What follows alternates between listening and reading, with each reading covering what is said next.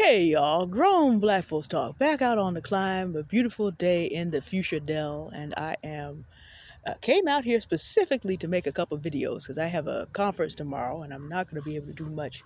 Well, I might be able to get a video in before that, but we'll see. The wisdom of Robert E. Lee for black women, believe it or not, this is the thing, and I'm going to start the story from the end.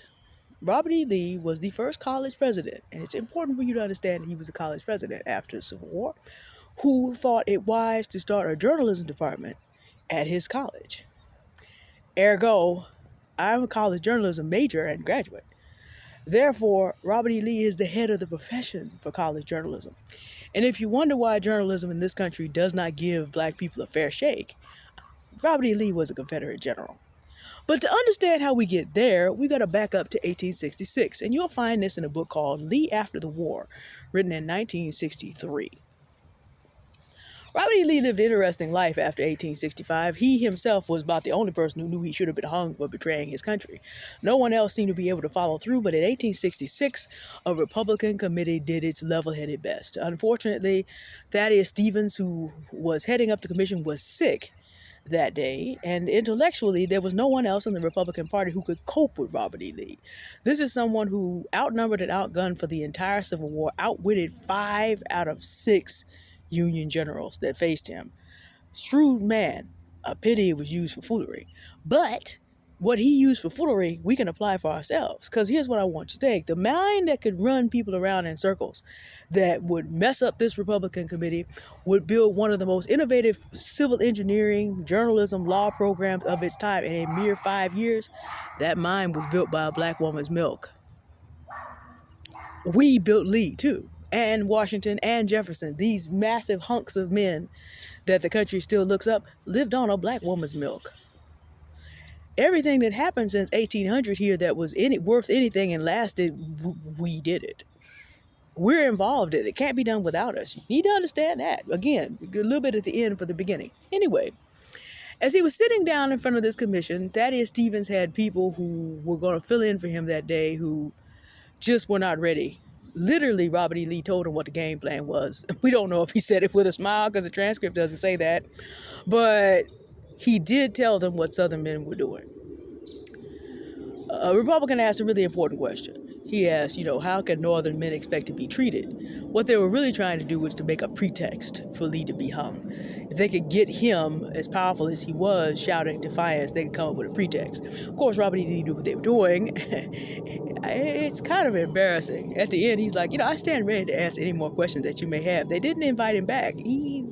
That was not a good day for the Republican Party when it was actually trying to stand up for civil rights. Not a good day. But Lee told him the game, and I'm going to tell you what the game is. Understand that the South today is enjoying a revenge of sorts that it took 160 years to set up. When the North finished with the Civil War, they didn't give everybody civil rights back. They divided it into military dictatorships, in essence. So the northern United States internally colonized the southern United States and were exploiting it as colonies. And so in an internal colonization situation, Robert E. Lee literally told this Republican what they were doing. But in his very polite, soft-spoken way, it went right over their heads.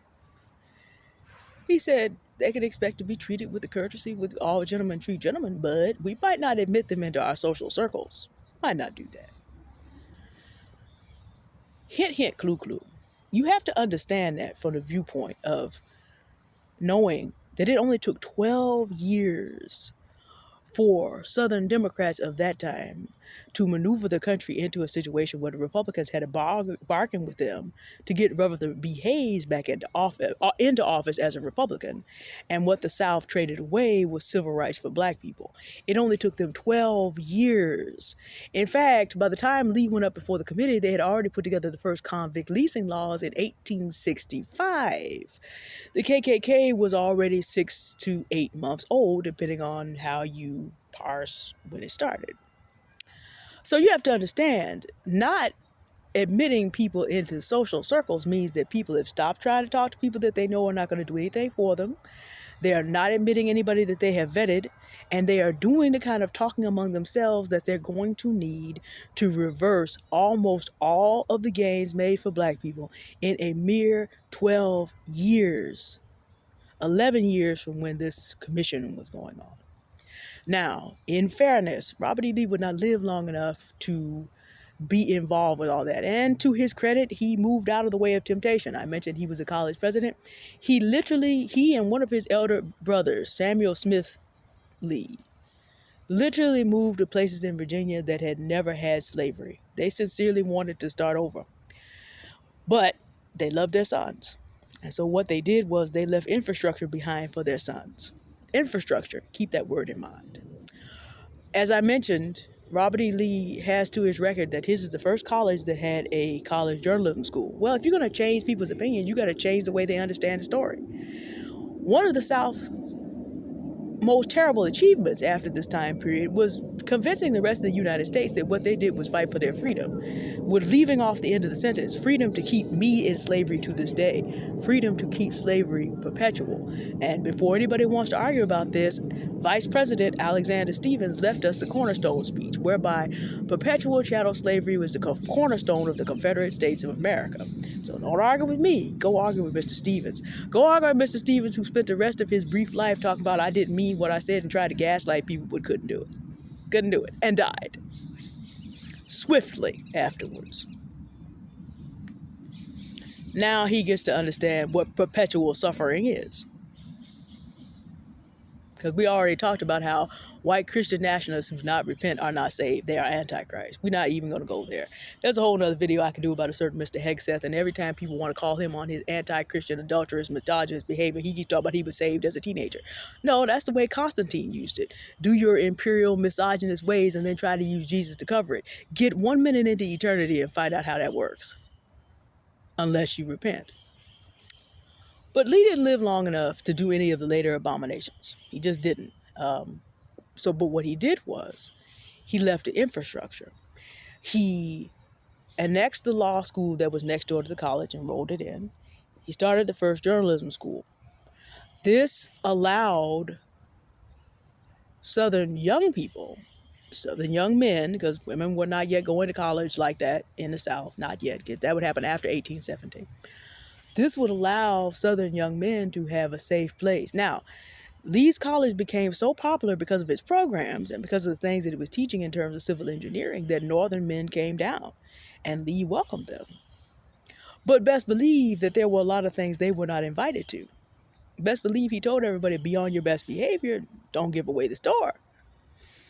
There were Northern men who came down, and there probably, although I can't prove this, because he had such a successful model that was admired as far north as New York by 1868, there's probably a lot of schools that came up at the same time. There were light-skinned black folks that probably managed to tip in there.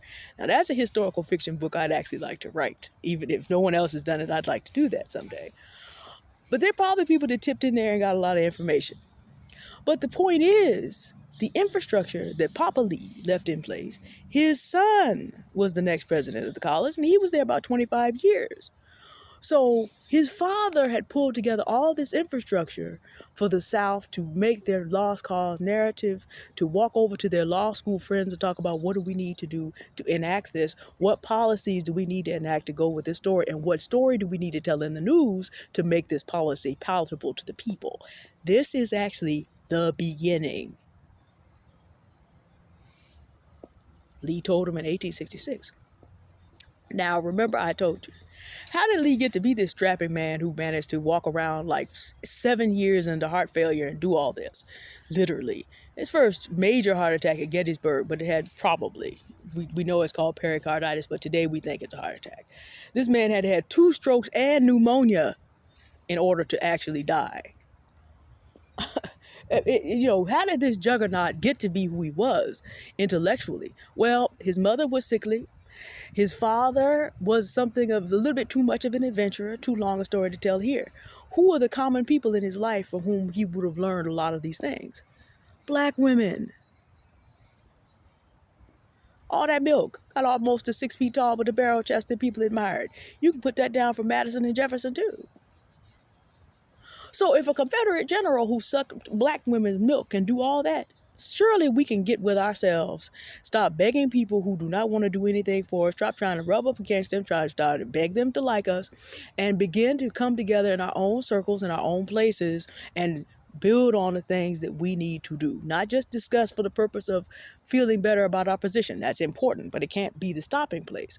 And to be ready to, once we have secured our safety, security, set up some strategy and worked on our self-care, to be ready to build the infrastructure that we need. White men did not learn, we did not learn to do this from white men. Go read your world history a little bit better than that. No, Europeans learned how to do this from Africans. And if you understand who they could not defeat, Queen Amana Minas beat Caesar Augustus. So what does that tell you about who was superior in organization? Who was superior in getting together with her people and turning a defeat into victory? Who got to walk on his head in effigy for the rest of her life, as opposed to the other way around? Black women. With that said, I'm inviting you to the Project U Discord. You'll find a link to it for the description. It's for black women only. There is a vetting project. It's not a link to the Discord. It's a link to the screening process for this.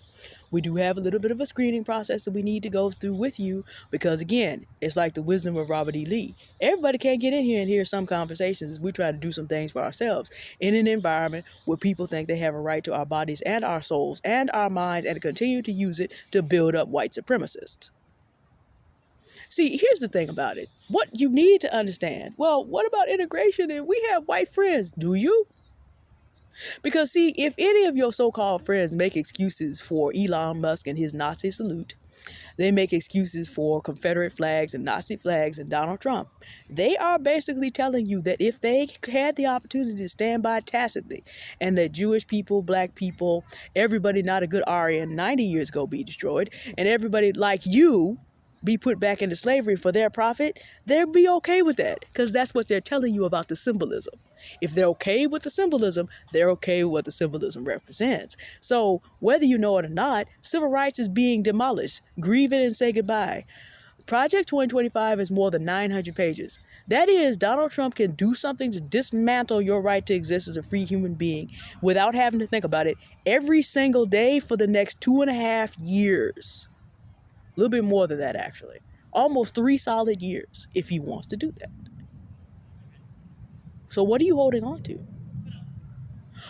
Robert E. Lee had lost his American citizenship and wouldn't get it restored until, get this, 1975. So a man without technically living under the threat of death until Ulysses S. Grant became president, without citizenship rights, manages to put up the infrastructure necessary for the South to return most black people in the South to de facto slavery. He put up the infrastructure for this to be done in a mere 12 years. What's your excuse? You're smarter, faster, more human-loving than a Confederate general. Period. So I need those of you with a mind to build, of a mind to secure yourself, and then to build for yourself and the black women around you and your children, to go ahead and check out the link to the Project U Discord screening so that you can get access to that. And again, I'm going to say this one more time. People who are of mind and are ready to secure themselves and then ready to build infrastructure, that's the second stage. But first, ready to deal with your own security strategy and self-care. And then there's another stage for you that want to move on, that have ideas that you want to move on to the next. But first, let's see the Project U Discord, and I hope to see you there. All right, talk to you soon. I got another one for you. Probably we'll see that one tomorrow. All right, bye.